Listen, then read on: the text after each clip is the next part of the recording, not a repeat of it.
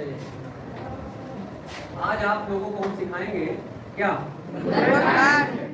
आज आप लोगों को सीखना है गुणनखंड। देखिए हमने कुछ उदाहरण लिए हैं। यहाँ पर पहला लिखा है x² + 7x + 12। दूसरा भी इसी टाइप का है, लिखा है x² - 7x + 12। चिन्हों को समझना है पहले, ठीक है? किसको समझना है? चिन्हों को। सवाल तो वही एक ही जैसे दिख रहे हैं ना? x² + x - 12 x² - x - 12। उत्तर देख लीजिए इसके पहले। आपने क्या देखा कि सभी जगह प्लस हैं तो दोनों मान किस में आ रहे हैं? प्लस में। ध्यानपूर्वक, अगर सभी जगह प्लस हैं तो दोनों मान किस में आ रहे हैं? प्लस में। अगर पहला देखिए बीच वाली संख्या के पास माइनस है तो दोनों के पास माइनस, दोनों के पास माइनस। अगर हमने देखा कि किनारे वाली संख्या के पास माइनस लगा है तो फिर बड़ी संख्या के पास प्लस आएगा। अभी इसको दिखाएंगे आपको लगवा करके, ठीक है? पहले आप उत्तर समझ लीजिए। कभी डायरेक्ट अगर करना चाहें तो कैसे करेंगे?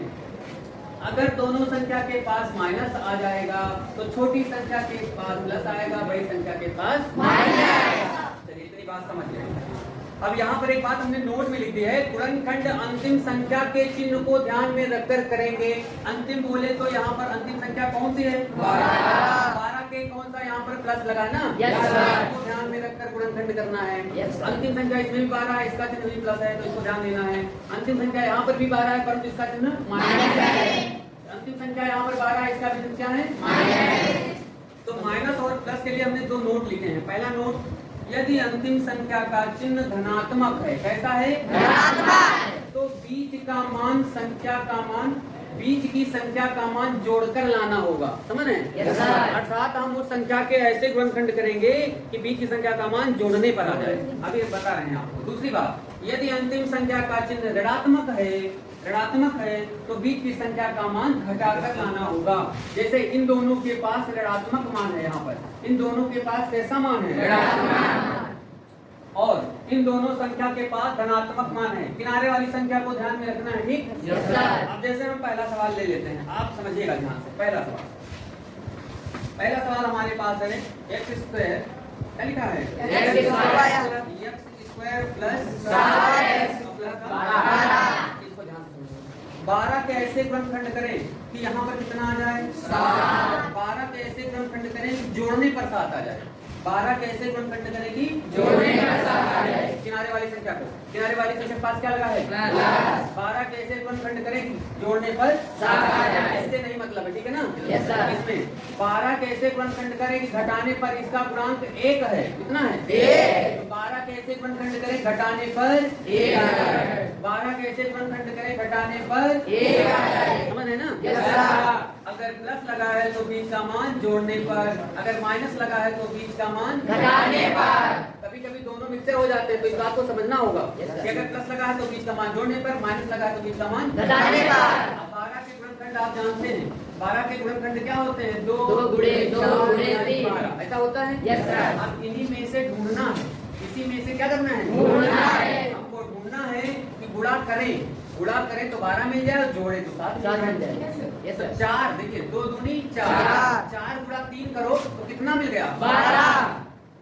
और 3 जोड़ दो तो कितना हो गया? 7। समझ है ना?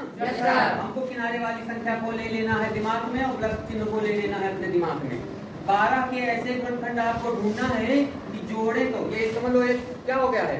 बूझो तो जाने। क्या हो गया? बूझो तो जाने। इसको दिमाग में अपने लाना है कि अपने आप ढूंढो, या फिर एक तरीका होता है गुणनखंड कर लो उसके, उसी में जोड़े फिर कर लो, है नहीं?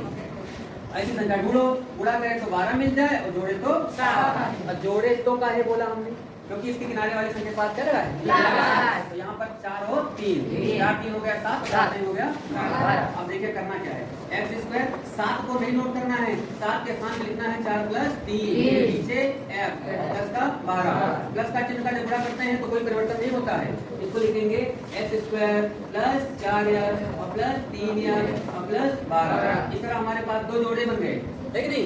पहले जोड़े में x कॉमन तो दोनों जगह होता है, उसमें से x कॉमन हो गया ना, देखो दोनों जगह Yes, sir. हम बार वाला कॉमन ले लिया तो 2 बार था तो 1 बार बच गया, यहाँ पर 1 बार था तो बाहर आ गया, बचा 4। अगले में देख रहे हैं कि संख्या 3 का पहाड़ा 12 में चला जाता है, तो प्लस का 3 कॉमन तो क्या बचा, 3 का पहाड़ा 12 पढ़ो x प्लस 4। इस प्रकार x प्लस 4 होल कॉमन हो गए, हमारे पास क्या बच गया, x प्लस 3।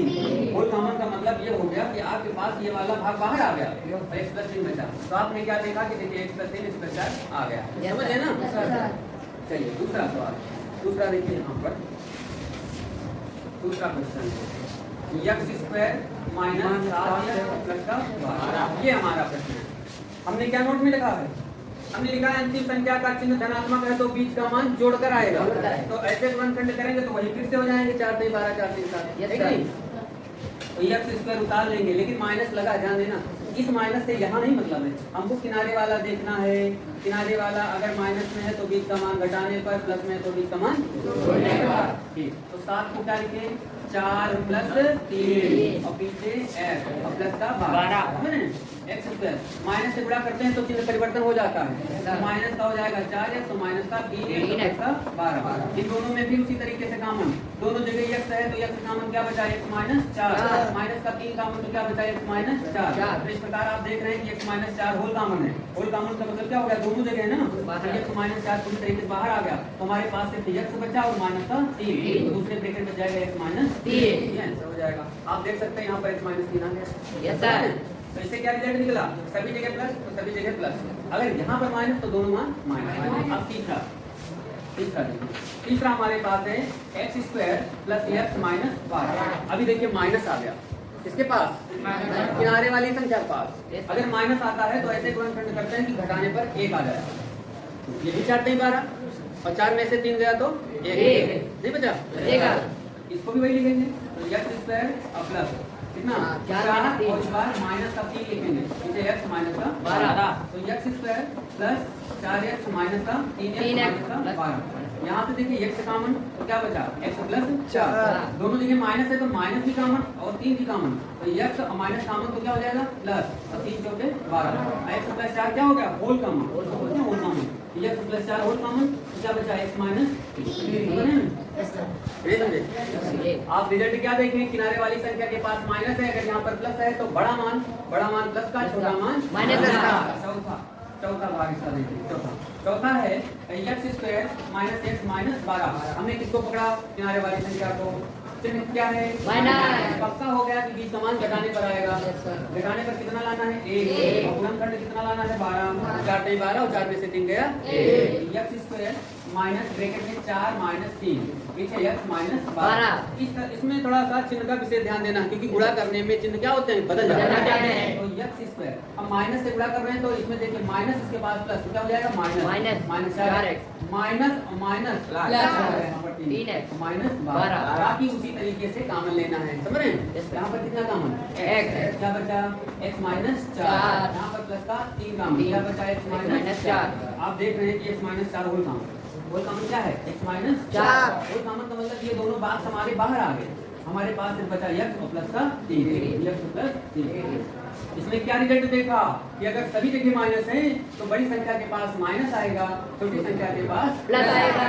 क्लियर हो गया, तो सभी जगह प्लस तो दोनों ब्रैकेट प्लस आएंगे, अगर बीच वाले भाग के पास माइनस तो दोनों माइनस रहेंगे, समझे ना।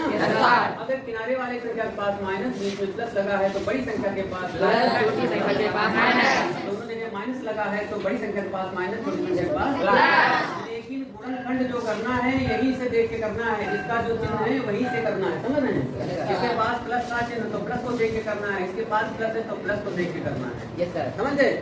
ठीक है, नोट कर लीजिए।